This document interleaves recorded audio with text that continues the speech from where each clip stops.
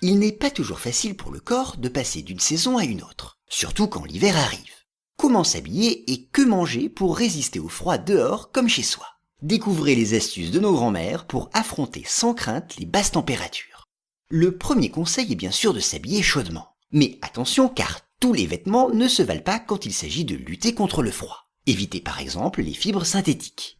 Optez plutôt pour la laine, le cachemire, l'angora, l'alpaga, le mohair, le velours ou la soie. Et contrairement à une idée reçue, il ne faut pas que vos vêtements vous serrent trop. Vous aurez plus chaud s'ils sont un peu lâches. Vous pouvez également superposer les couches pour pouvoir vous adapter à l'évolution de la température.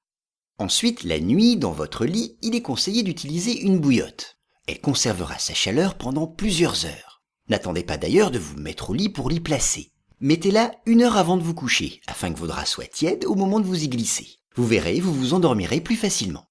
Chez vous, évitez de trop chauffer. En effet, cela affecte la circulation sanguine et le sommeil.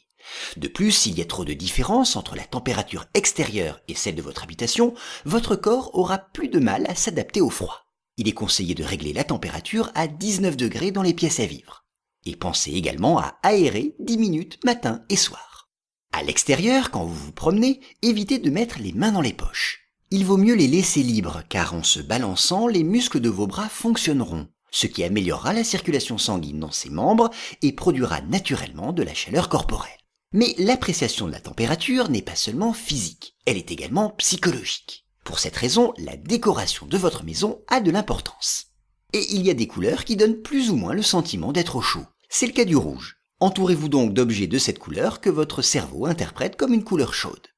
Enfin, ce n'est pas parce qu'il fait froid qu'il faut arrêter de faire du sport. Au contraire, il faut continuer, car en plus d'améliorer votre condition physique, l'activité physique rendra votre organisme plus résistant face aux basses températures.